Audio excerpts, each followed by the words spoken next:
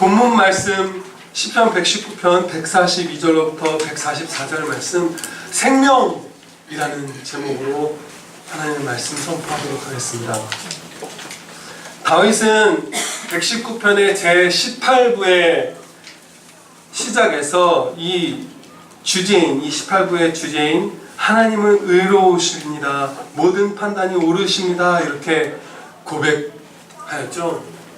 그리고 나서 이 18부의 후반부인 오늘의 본문 말씀에서는 더 깊은 진리를 아뢰기를 주님이 의로우신데 그 의는 영원한 의요 주의 율법은 진리입니다. 이렇게 고백하고 있습니다. 더 깊은 진리를 고백한 거예요. 만약에 하나님께서 불의하시다면 우리는 대처 방안을 간구해야 할 것이고요. 하나님의 의로우심이 한시적이면 우리는 슬픔 가운데 그 의가 사라진 다음을 준비해야 할 것이고요. 하나님의 말씀이 진리가 아니면 우리는 당장 진리를 찾아 헤매야 되겠죠. 그런데 하나님의 의는 영원하시고 하나님의 말씀은 진리이시기 때문에 우리가 할 것은 무엇이죠? 감사 찬양 드리면서 사는 것밖에 없습니다. 그것만 하면 되는 거예요. 기뻐하며 찬양 드리는 거예요. 그런데 영원히 의로우신 하나님을 죄인인 우리가 어떻게 기뻐하며 찬양 드릴 수 있을까? 말도 안 되는 일이잖아요. 죄인이면 의로우신 하나님에게 심판을 받아야 하는데 우리는 기뻐 찬양 드릴 수 있다고 하나님께서 가르쳐 주시잖아요. 그것은 여러분들 아시는 대로 예수 그리스도를 믿는 자들은 죄를 사하여 주시되 영원히 사하여 주시고 내가 그들의 죄악을 사하고 다시는 그 죄를 기억지 아니하리라 여호와의 말입니다. 그리스도의 의를 입혀주시되 영원히 입혀주시기 때문입니다. 너희가 다 믿음으로 말미암아 그리스도 예수 안에서 하나님의 아들이 되었으니 누구든지 그리스도와 합하여 세례를 받은 자는 그리스도로 옷 입었느니라. 영원히 의로우신 하나님이시기 때문에 우리와 맺어주신 은혜의 언약을 영원토록 파기하지 않으시고 그리스도 안에서 우리를 영원한 자녀 삼아주신 거예요. 그래서 영원히 의로우신 하나님을 이 죄인인 우리가 찬양드리며 기뻐할 수 있습니다. 아멘. 한편 이 영원히 의로운 말씀을 따라서 모든 인간이 다 심판을 받을 거예요. 그렇기 때문에 이미 예수 그리스도를 믿고 구원받은 분들은 그리스도의 십자가 복음을 이웃들에게 힘차게 전해야 되겠죠. 우리가 받은 복음은 이 한반도에 처음 복음이 들어온 건 많은 선교사님들의 그야말로 생명을 바친 헌신으로 들어온 거잖아요.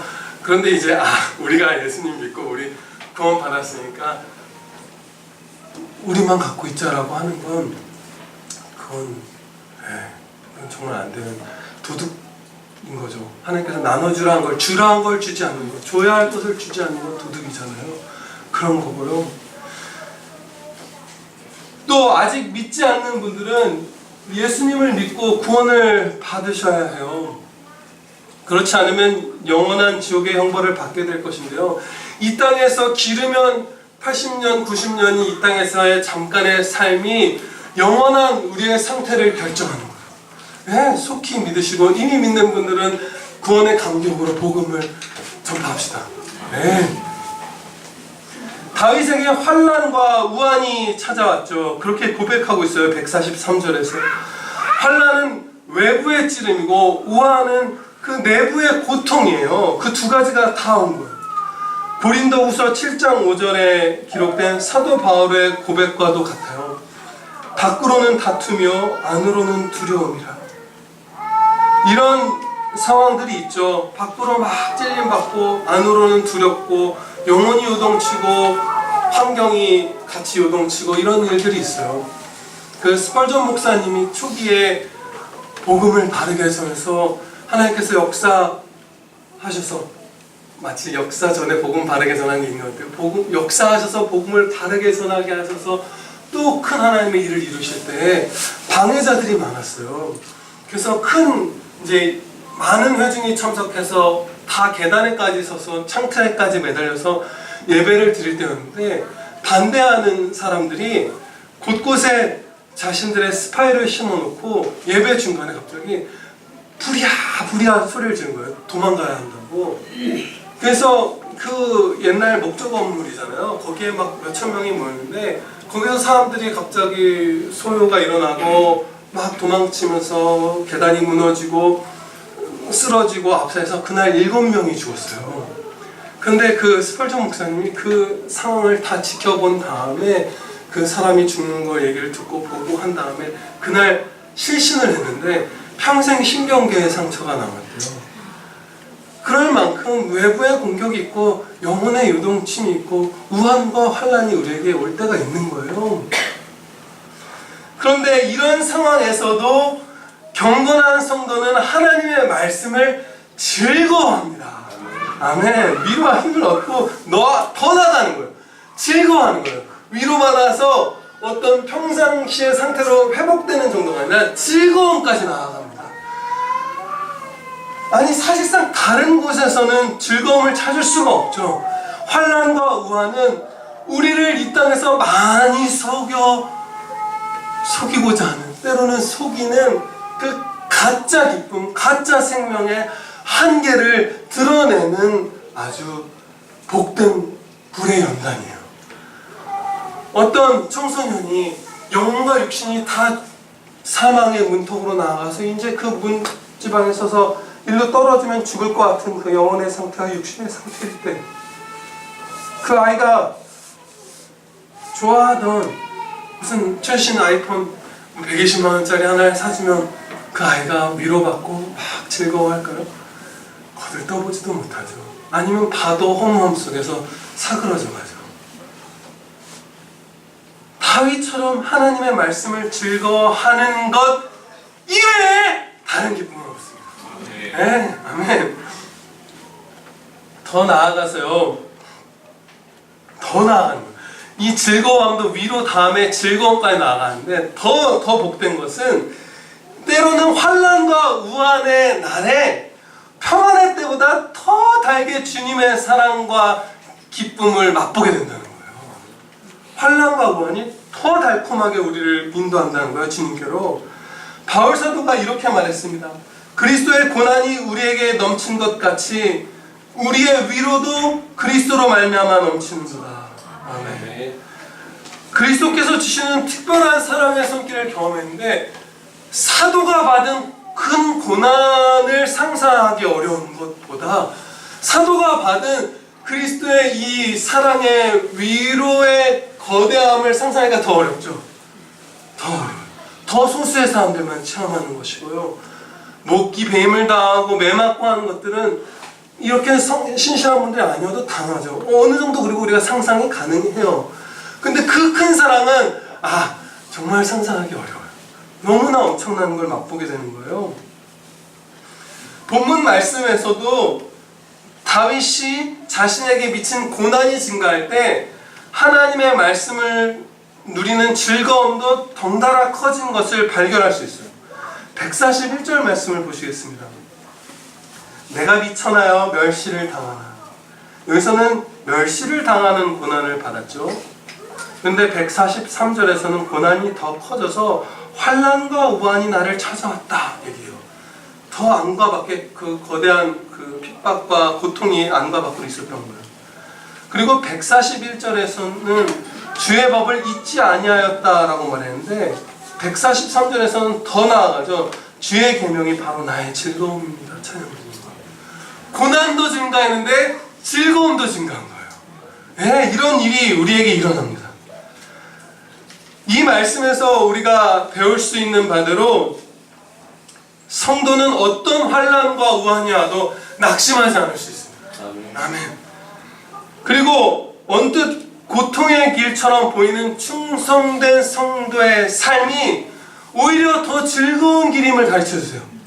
지금 다윗은 자신의 경험의 고백을 통해서 자신의 기도를 기록함으로 통해서 우리에게 헌신의 문을 활짝 열어준 거예요. 복된 헌신의 문을 열어준 거예요. 여러분 이게 더 행복한 길입니다라고 언뜻 생각했을 때는 더 고통스럽고 손해보는 것 같은 길은 실제 손해도 있죠. 그러나 궁극적으로는 훨씬 더 복된 이 길의 문을 열어주신 거예요. 하나님께서 다윗을 통해서. 19부의 마지막인 144절의 끝을 보면 다윗은 생명을 구하고 있습니다. 살게 하소서. 살게 하소서. 생명을 구하는 거예요. 이미 호흡하며 존재하고 있었던 다윗이 생명을 구하고 있고, 건장한 용사였던 다윗이 생명을 구하고 있죠. 또 이 시위에 이 18부를 기록할 당시, 혹은 이 18부에 담긴 다윗의 처한 그 시기가 왕이었을 수도 있고, 아니면 최소 왕으로 기름 부음 받은 자였잖아요. 왕이 될 자로. 그러면 어떤 지금 강구를 하는 거냐면, 고백을 하는 거냐면, 숨쉬며 존재하는 것도 참 생명이 아닙니다. 육신이 활기차게 활동할 수 있는 상태도 생명이 없는 상태입니다. 사회적으로 존경받고 성공하고 존귀한 자리에 올라간 것도 생명이 아닙니다. 말하는 거예요. 그러면서 지금 다윗이 진정한 생명은 하나님의 말씀을 깨닫고 말씀에 순종하여 사는 삶만이 생명입니다. 네, 이렇게 고백하는 거예요. 요한복음 17장 3절에서 이렇게 말씀합니다. 영생은 곧 유일하신 참 하나님과 그가 보내신 자 예수 그리스도를 아는 것입니다. 하나님의 말씀 가운데 하나님의 보내신 자 예수 그리스도를 아는 것, 단지 지식적으로 아는 게 아니라 밀접한 사랑의 관계를 맺는 가운데에 하나님의 말씀을 따라 사는 삶이 바로 영생을 받은 자의 참 생명으로 충만한 삶인 거예요. 네. 다윗은 바로 이 진정한 생명을 구한 거예요. 이 진정한 생명으로 우리가 충만할 때 하나님을 기쁘시게 해드릴 수 있고요. 우리가 행복하고요. 우리의 전인격이 새롭게 됩니다. 네. 그러면 우리 평안교회는 하나님의 말씀으로 말미암는 이 참 생명으로 어느 정도 충만할까요? 제가 살짝 웃는 것에서 짐작하실 수 있으실 건데, 네, 기쁨이 있어요. 성경 말씀으로 오직 우리를 점검하여 볼 때 많은 교회들이 주저앉아 있고 넘어지기도 하지만 역사상 또 오늘 그러한 안타까운 오늘날의 상황 가운데 감사하게도 서서 걸어가고 있어요. 우리 교회는. 여러분들도 공감하시리랍니다. 지난 25년간 하나님께서 거대한 은혜 가운데 목사님과 사모님의 충성된 목양을 사용하시면서 우리가 잘 걸어갈 수 있는 교회로 회복하게 해주시고 성장하게 해주셨어요. 근데 더 감사하게도 여기가 끝이 아닙니다. 역사 가운데에는요, 성경 말씀과 또 교회사의 유구한 역사 가운데 조금씩 조깅하듯 뛰었던 교회도 있고요, 빠르게 달렸던 교회도 있고요, 아예 달리기 선수처럼 힘써 경기를 준비하며 그야말로 힘차게 달려갔던 교회들도 있어요.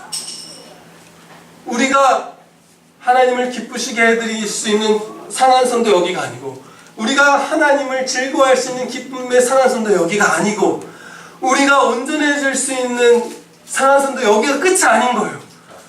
더 있어요. 그런데 그 달려갔던 교회들과 우리는 공통적으로 다 그리스도의 몸된 교회입니다.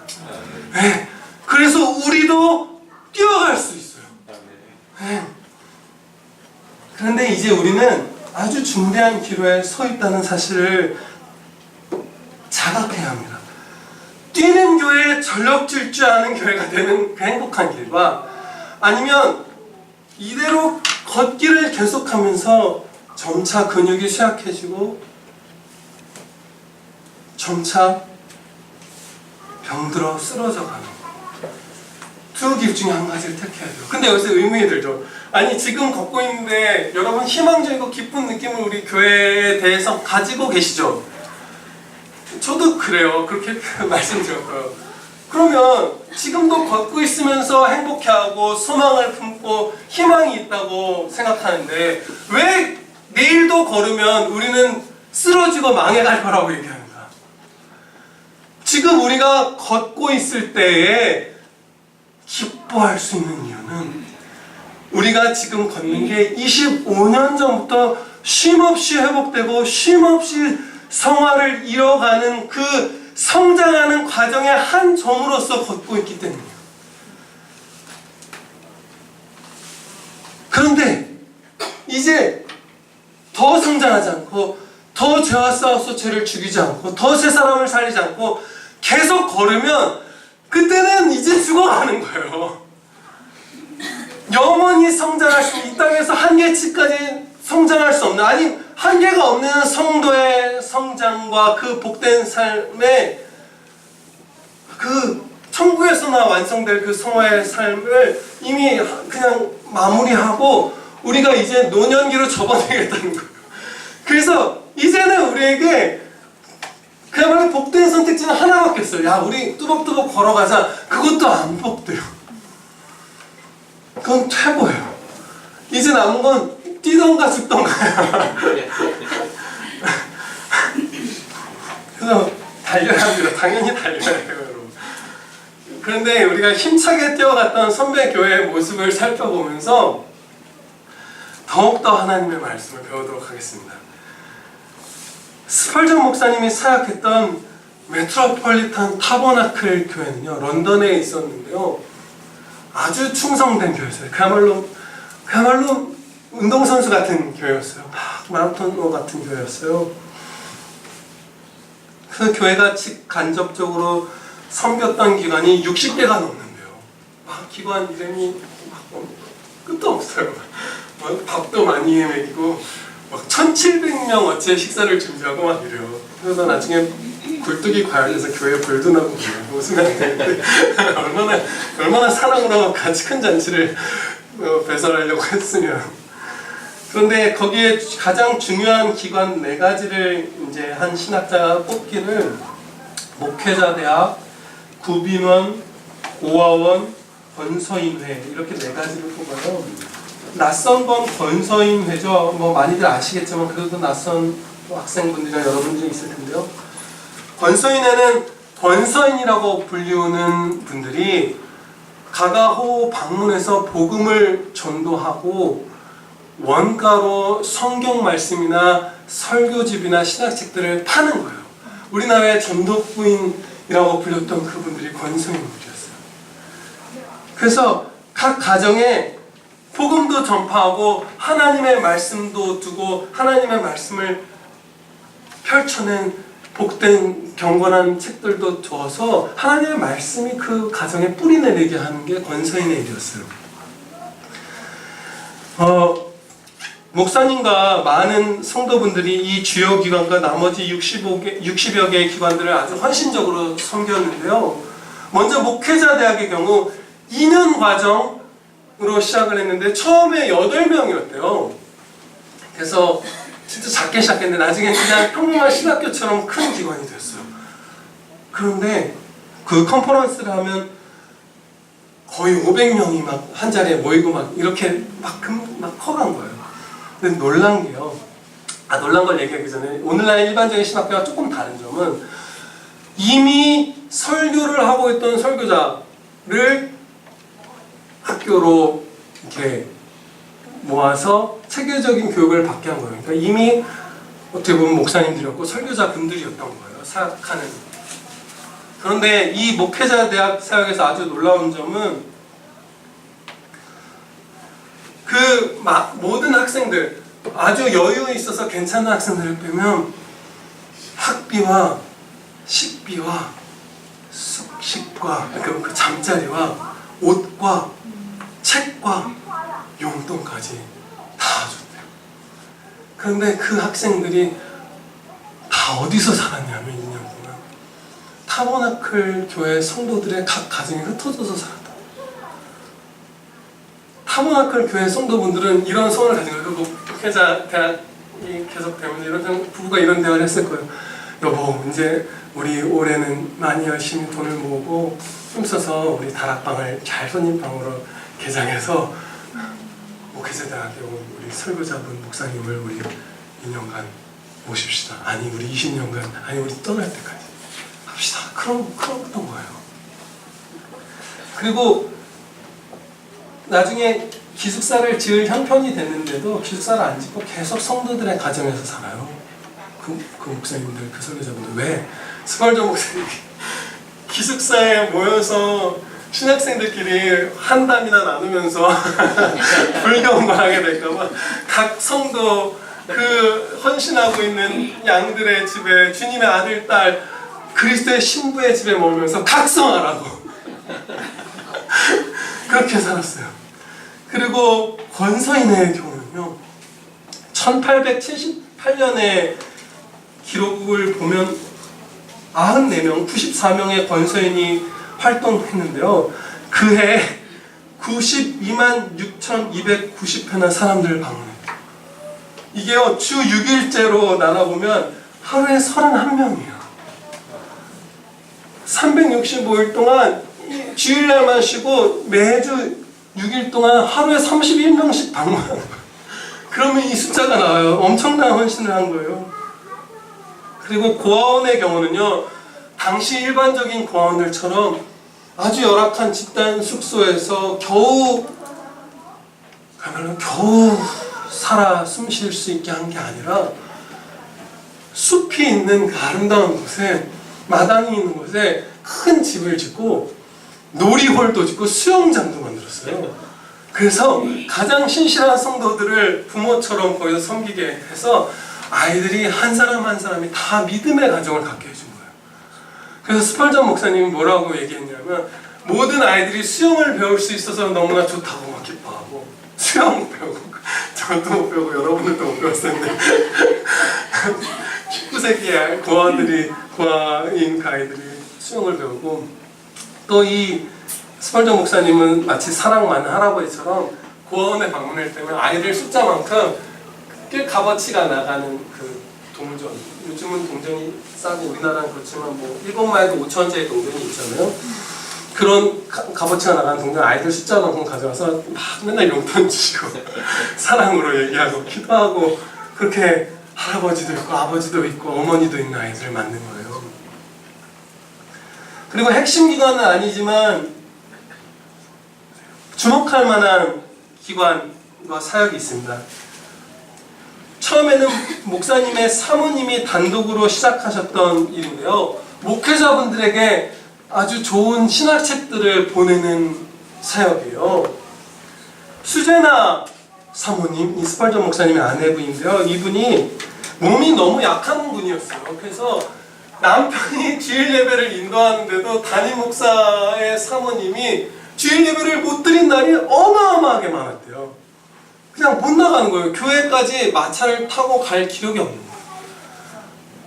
집 앞에 마차를 데려가서 거기 지정석에 앉혀서 예배를 드리게 하는 것도 못 견뎌서 그 주일 예배에 사랑하는 타버나클, 메트로폴리탄 타버나클 교회에 같이 예배를 못 드릴 때가 많을 만큼 연약했단 말이에요. 그런데 그럼에도 불구하고 주님의 영광을 위하여 헌신하기를 소원했고요. 하나님께서 길을 열어주셨어요. 지혜를 탕 주신 거죠. 선한 소원을 길을 열어주시고요. 남편이 목회자 후보생들에게라는 아주 유익한 그 책을 썼을 때, 그 목사님은 어때야 하는지를 이렇게 기록한 책이에요. 성경을 풀어서 해석한 책인데, 그 책이 나왔을 때 이것을 전국에 있는 모든 목사님들에게 한 권씩 보내주고 싶다, 내가 이렇게 소원한 거예요. 그래서 생활비를 얼마나 아끼면 내가 얼마를 모을 수 있고 저축해놓은 돈은 얼마가 있지, 이걸 생각해서 100권 정도 내가 보낼 수 있겠다 생각한 거예요. 100권이면 당연히 형편이 어려운 목사님들부터 100권을 보내겠죠.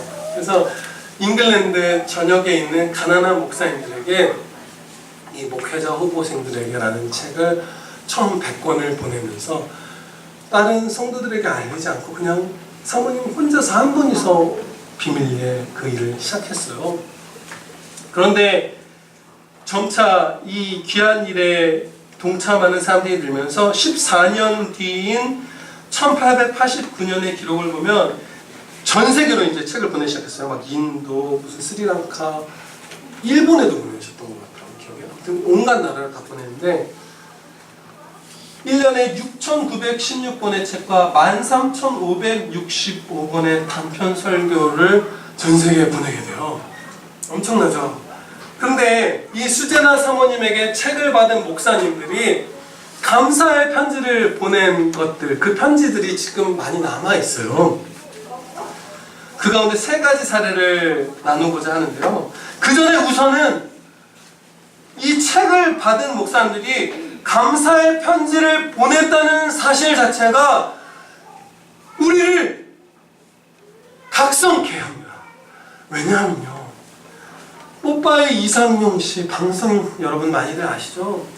그분이 567명을 80억 원 이상을 기부해서 어린아이들의 심장수술을 시켜주셨대요. 한 명당 1,000만 원이 넘는. 그런데 그 아이들 가운데 아직까지 한 명도 감사 인사를 해본 아이가 없대요. 그분이래요. 자신의 가슴에 난 수술 자국을 보면 내 생각을 한 번쯤은 할 법도 한데 아무도 오지 않는다. 그리고요, 합신에서도 학교에서 주는 장학금 말고요, 교회들에서 주는 장학금들이 많아요. A교회 장학금, B교회 장학금, 형편이 어려운 학생들에게 지정되기도 하고, 무슨 교수님들이 재량껏 기도해서 주실 수도 있고, 예를 들면 그런 경우도 있을 수 있죠. 아니면 성적 순으로 주시기도 하고. 그런데 그 교회의 그 헌금으로 정말 주님의 그 헌금으로 귀한 장학금을 받은 신학생분들 가운데서도 어떤 분들은 감사를 표하지만 그것이 잘 안 될 때가 있어서 학교에서 광고를 통해서 권면을 해요. 장학금 받으신 분들은 감사의 편지를 보내주시죠. 근데 그냥 우리의 상태가 그런 거예요. 이 사회의 상태가 그렇고 성도들 가운데 그래도 믿음 좋은 분들이잖아요. 신학생들은. 그 다음에 막 뜨거운 상태잖아요. 조련당하고 있으니까 거기서. 그런데도 그게 잘 감사의 표시가 안 돼요. 그런데 책 한 권을 받고 자필로 편지를 써서 보냈다는 것 자체가 오늘날 우리와 다른 진짜 정직한 감사의 삶을 살았구나. 우리도 그래야 되겠구나. 각성케 하고 회개케 하죠. 그런데 이 이제 편지의 3가지 내용을 나눌게요. 정말 최고예요. 어떤 목사님은요, 책을 딱 받고서 아내와 아이들과 함께 둘러서서 함께 기뻐했대요. 보세요. 끼니를 겨우 안 굶고 겨울에 난방도 못해서 그 영국의 습하고 추운 겨울에 그야말로 떨며 겨우 가족끼리 부둥켜 안고 지내고, 아이들을 학교를 보낼 수 있을까 없을까도 두려워 떠는 분들이, 또 그러한 아이들이 신학책 한 권을 받고서 온 가족이 둘러모여서 기뻐한 거예요. 그럼 어떻게 이런 말도 안 되는 일이 일어나냐? 아마 2가지 정도는 우리가 이유를 충분히 뽑을 수 있어요. 정말 그랬을 거예요. 첫째로 목사님과 사모님, 그 부모들이 하나님의 말씀을 너무나 사모해서 하나님의 말씀을 밝히 열어 그리스도의 영광의 방체를 비추어주는 그 책을 받고 심히 기뻐한 거예요.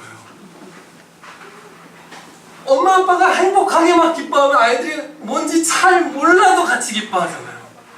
그쵸? 아빠 왜 그래? 막 하면서 막 같이 뛰잖아요.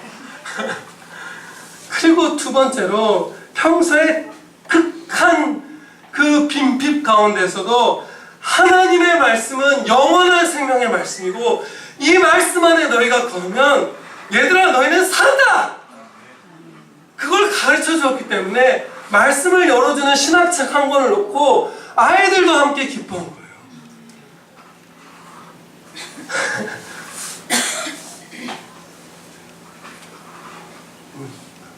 또 한 목사님요, 책 포장지를 딱 뜯자마자 온 힘을 다해서 큰 목소리로 하나님의 영광송을 불렀대요. 찬양을 드리고요. 막 소리내서 찬양을 드리고. 또 다른 목사님은 편지에서 고백하기를, 오랫동안 내가 눈독 들였던, 이제 스펄전 목사님 책 중에 시편 주애가 정말 탁월하거든요. 전에 들은 게 아니라 저도 읽고 있는데 진짜 탁월해요. 정말 복된 책이에요. 그런데 그 책을 너무 사고 싶은데 책 한 권을 살 돈이 없었던 거예요. 포장지를 무슨 편이 와서 열어봤는데 수제나 스펄전 해갖고 책을 딱 하는데 다윗의 보고라는 그 시편 주석이 들어있는 거예요. 그래서 그 책을 보는 순간 하나님 앞에 마음을 쏟아놓고 싶어서 기도할 방을 찾아서 달려나갔대요. 그러면 우리가 이렇게 생각해 보길 바래요. 우리가 낙심하기 위해서도 아니고 무거운 짐에 질리기 위해서도 아니고 뛰어가는 복된 교회가, 더 행복한 교회가 되기 위해서 질문을 해봅니다. 우리는 어떤 선물과 어떤 은혜를 받았을 때 온 힘을 다해 소리내어서 하나님의 영광을 찬양드렸습니까? 먹을 게 없는, 입을 게 없는 상황에서 신학책 한 권을 받고 찬양이 터져 나오는 거잖아요. 또 장난감은커녕 찢어지지 않은 옷을 입기도 어렵고 학교도 내일 갈 수 있을까 없을까 두려운 극빈한 이 아이들이 아버지가 받은 신학책 한 권 주위에 부모와 둘러서서 기뻐했던 거예요. 그럼 우리는 어떤가? 나는 어떤가? 또 그저 자신이 소원하던 시편 주석 한 권을 받았을 때에 하나님께 마음을 쏟아놓고서 회개도 했을 것 같아요. 저는 이분이 감사도 드렸고 온갖 걸 다 쏟아놨을 것 같아요. 막 사랑의 확신 가운데, 기쁨 가운데, 위로 가운데 막 쏟으면서 더 복된 성장을 했을 거예요. 영광을 돌리고. 근데 우리는 언제 온 마음을 아버지께 쏟기를 바라서 뛰쳐나갔던가?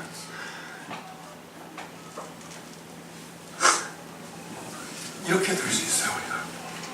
그리고요, 타버나클 교인분들은요, 주일학교를 열심히 운영했는데 우리나라에서 사라지고 있는 거죠, 주일학교.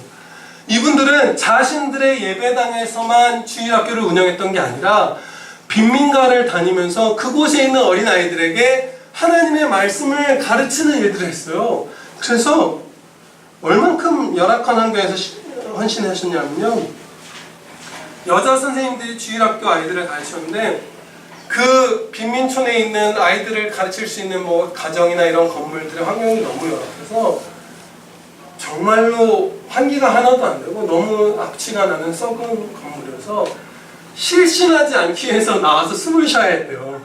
아이들을 가르치다가 나와서 숨을 쉬어야 현기증이 안 나는 거예요.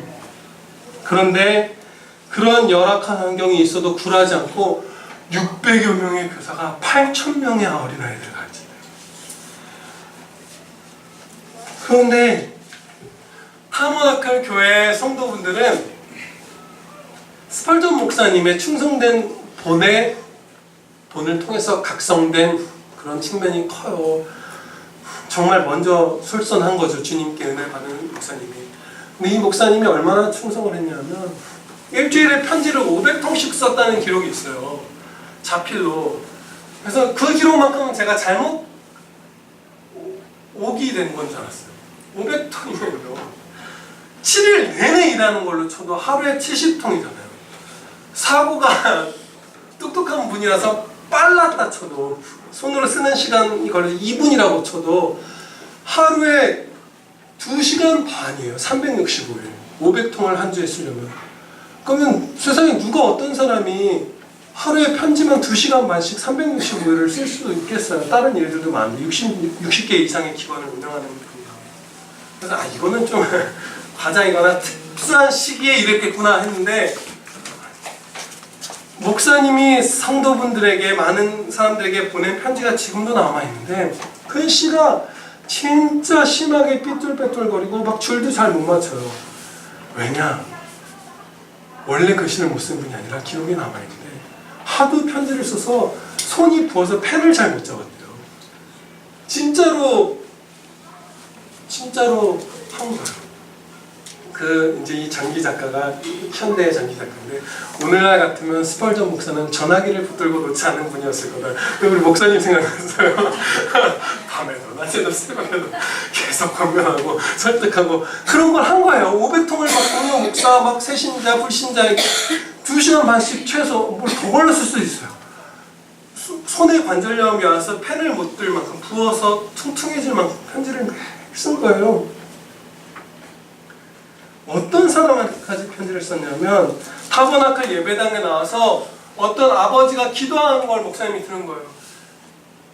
자신의 자녀를 위해서, 그 아들의 성함이 생각이 안 나네요. 아들을 위해서 무슨 하성이를 하나님 아버지 구원하여 주세요. 막 그 아버지가 눈물을 흘리면서 간구하는 것을 주여 듣고, 이 목사님이 아직 그 아들은 한 번도 본 적이 없는데 방에 가서 그 아들을 위해서 편지를 쓰는 거예요. 얘야, 너희 아버지가 지금 너를 위해서 이렇게 사랑으로 기도하고 있단다. 그러나 네가 예수 그리스도를 네가 믿지 않으면 너의 아버지의 기도도 헛된 게 된단다. 너에게는 영원한 상태를, 지금 그 갈림길이 네 앞에 있어요. 예수님을 믿어라. 이 편지를 써서 보냈는데 그 아이가 직접 진짜로 그 편지를 읽고 회심했대요. 그런 일들이 있는 거예요. 이 모든 사역의 핵심이자 공통점은 복음을 전파하여 영혼을 구원하는 것입니다. 네, 고아원, 구빈원, 이것도 사랑의 헌신으로 육신의 결핍을 채워주는 것은 물론이고, 그리스도의 십자가 복음을 위해서 영혼을 구원하는 데 핵심이 있었고요. 사모님께서 책을 보낸 일도 영혼을 구원하는 목사님들을 섬긴 것이었고요. 권소인도, 지일학교도 다 영혼 구원이 핵심이에요. 이외에도 타버나클 교회는 많은 선교사를 배출하고 또 이미 선교사님들을 파송했어요. 교회는 진리의 기둥과 터라고 하신 하나님의 말씀에 충성한 거예요.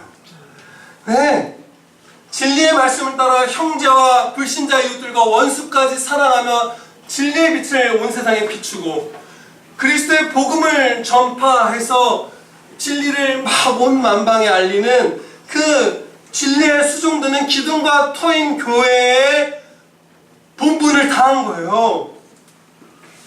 부활하신 예수님께서는 이렇게 말씀하셨습니다. 마태복음 마지막에 기록된 대위임령이라고 부르기도 하는 말씀에서 예수께서 나와 말씀하여 이르시되 하늘과 땅의 모든 권세를 내게 주셨으니 그러므로 너희는 가서 모든 민족을 제자로 삼아 아버지와 아들과 성령의 이름으로 세례를 베풀고 내가 너희에게 분부한 모든 것을 가르쳐 지키게 하라.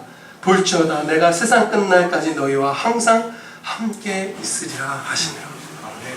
주님이 권세를 가지고 계시고 주님이 우리와 함께 계시는데 가는 건 우리예요.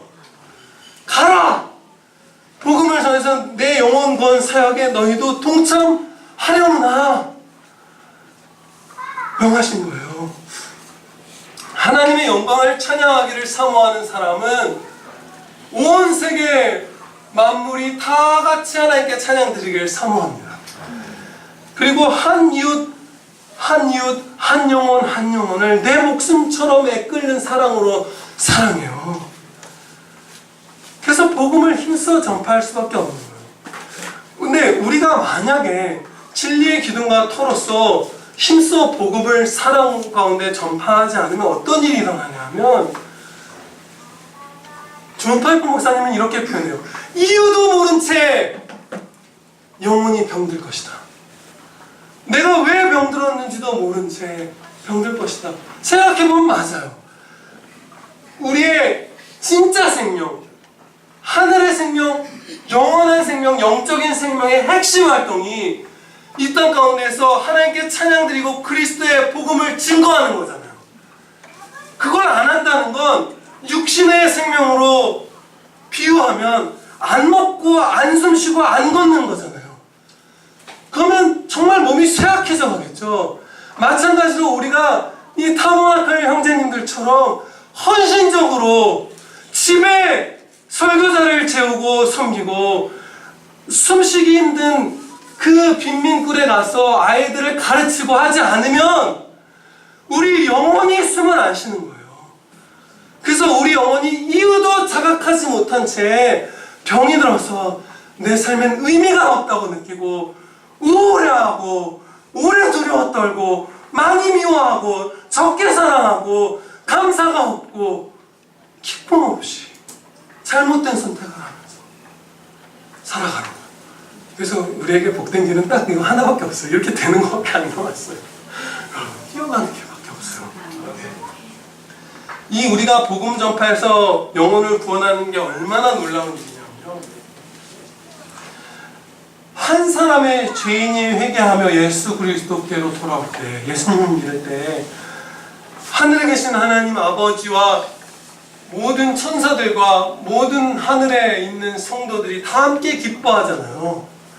그것을 성경에서 여러 군데서 확인할 수 있어요. 내가 너희에게 이르노니 이와 같이 죄인 한 사람이 회개하면 하늘에서는 회개할 것 없는 의인 99으로 말미암아 기뻐하는 것보다 더하리라. 엄청나게 기뻐한다는 거예요. 거기 있는 거룩해진 천사들이 그 거룩함을 유지하며 신앙생활을 계속하는 것을 기뻐함보다 그것도 기뻐하는데 단 한 명의 죄인이 이 땅에서 회개할 때 더 잔치가 벌리신다는 하나님께서 돌아온 탕자의 비유 같은 거죠. 누가복음 2장 14절에서는 또 이렇게 말씀합니다. 구주 예수님께서 죄인을 구원하시려고 이 땅에 태어나신 그날에 천사들이 이렇게 찬양합니다. 기뻐하며 지극히 높은 곳에서는 하나님께 영광이요 땅에서는 하나님이 기뻐하신 사람들 중에 평화로다. 그런데 우리는 영적으로 많이 무뎌져서 이 기쁨의 일에 참여하는 게 얼마나 기쁜 일인지 자각을 못할 때가 있어요. 근데 제가 최근에 자각하게 된 어떤 들은 사건이 있죠. 여러분들 잘 아시는 몇 년 전에 칠레에서 구리와 금을 캐는 광산이 무너져서 광부들 한 30여 명이 69일 동안 갇혀 있었던 사건이 있죠. 처음 17일간은 생사를 알 수가 없었어요. 깊이 700m의 광산에 갇힌 거였고요. 그런데 지진이 나서 갇힌 건데 그 700m를 파내려가는데 100년이 걸린 거예요. 100년이 걸린 광산에 이제 이 분들이 갇힌 거예요. 식량은 3일치. 다행히 이제 석탄 광산이 아니라서 호흡은 가능했는데 식량은 3일치가 있는 거예요. 그래서 종이컵에다가 참치캔 뭐 2스푼, 우유 한 1.5cm, 비스켓 1개를 넣은 거를 48시간마다 한 컵씩 먹었어요. 그러면서 이제 버티기를 시작한 거예요. 근데 처음에는 나라에서 이제 애도하고 이제 돌아가신 걸로 여기자라고 했는데 감사하게도 막 안 된다, 살려보자라는 여론이 일어나서 그 불가능에 가까운 시도를 한 거예요. 여진이 나도 실패하고 큰 돌이 집안에 있어서 그거 잘못 건져도 실패하고 늦어도 실패하고 실패할 수밖에 없는 거의 그런 일인데 그래서 파내려간 거예요. 17일이 될 때까지 살았나 죽었나도 모르는데 이제 17일날 그 요만한 통이 탁 뚫렸을 때 편지를 미리 올려보냈는데 우리 전원 살아있습니다. 이제 한 거예요. 그러고 나서 통로를 파서 69일째가 됐을 때 첫 구조자가 이제 올라오기 시작하는 거예요. 그래서 첫 구조자가 올라오는 그 장면을 전 세계에서 10억 명이 시청했어요. 10억 명이 시청했고 칠레 대통령과 온 국민들이 올 수 있는 사람들은 그 현장에 와서 다 같이 기뻐했어요. 불신자들이 이 땅에 유한한 생명이 69일 신음하다가 건진받는 거에도 잔치를 10억 명이 벌여요. 하나님과 무한히 멀어지는 무적행에 처해질 죄인, 영원한 사망에서 영원한 하나님의 자녀로 영생을 받는 일이 일어날 때 당연히 하늘의 천사들과 하나님 아버지께서 기뻐 잔치를 벌이십니다. 아멘. 우리가 전도한다는 건 그 일에 쓰입니다.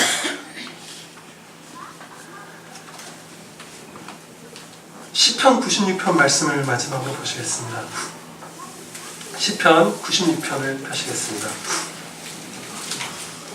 제가 시편 96편 구약성경 873페이지에 5절로부터 7절 말씀을 제가 봉독하겠습니다. 96편 5절로부터 7절 말씀입니다. 만국의 모든 신들은 우상들이지만 여호와께서는 하늘을 지으셨으미로다. 존귀와 위엄이 그의 앞에 있으며 능력과 아름다움이 그의 성소에 있도다. 만국의 족속들아 영광과 권능을 여호와께 돌릴지어다. 여호와께 돌릴지어다. 아멘. 지금 전도하는 거예요. 그쵸?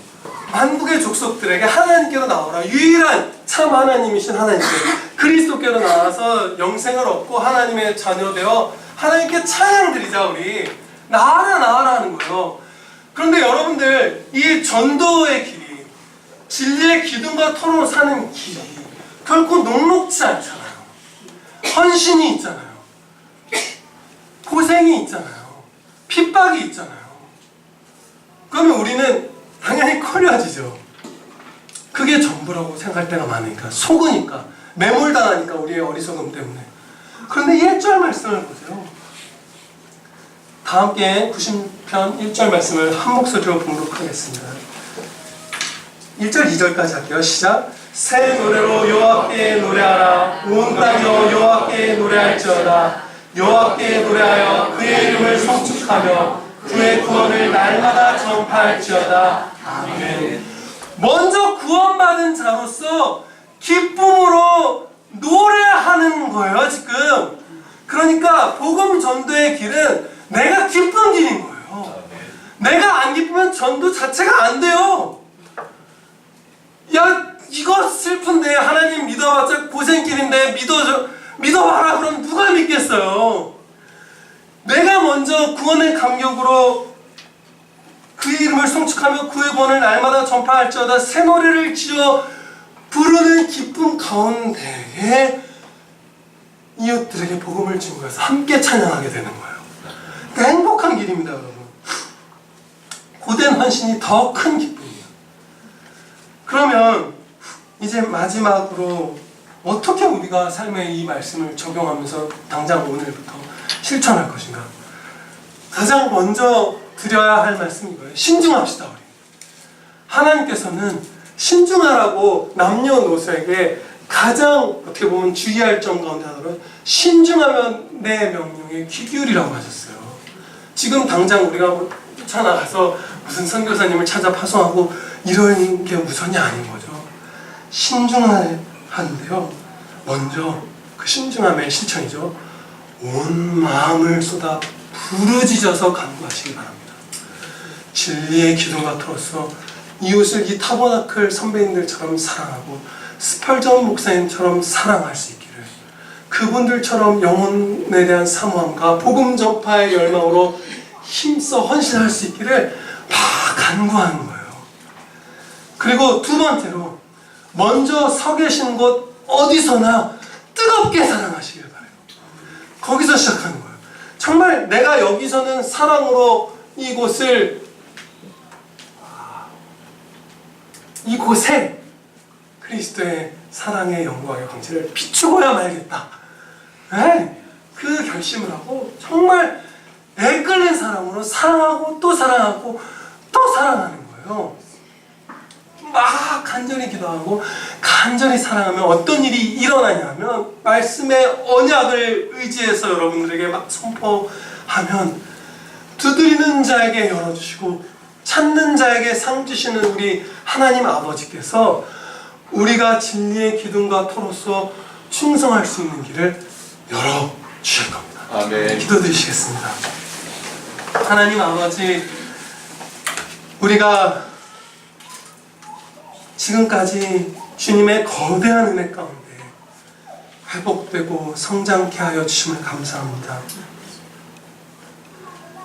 죄를 죽이는 검을 들게 하시고 주 예수 그리스도의 뜻을 행하는 삽을 저희 손에 들려주심을 감사합니다. 검으로 죄악과 싸워 이기고 삽으로 힘써 주님의 일에 동참하는 저희들 되게 해주심을 감사합니다. 이 자리에 머물러 있지 않고 머물러가며 이제 노쇠하고 쇠락하고 병들어 우리도 모르는 새에 우리가 언제 이렇게 서늘해졌지? 우리가 따뜻했던 적이 있었나? 우리가 열렬히 주님을 사랑했던 날이 있나? 기억도 못하며 하나둘 흩어져가는 그 날이 오지 않게 해주시고 유일한 복된 길 이제 뛰기 시작하는 것을 하게 해주시옵소서. 타버나클의 형제님들처럼 전심전력하여 막 달려가며 하나님을 찬양드리며 기뻐하는 전인격이 새롭게 거룩하게 변화되고 회복되는 저희 평화교회 다 되게 하여 주시며 동일하신 은혜 온 한국교회와 세계교회에 베풀어 주시옵소서. 우리 구주 예수 그리스도의 이름으로 기도드리옵나이다. 아멘.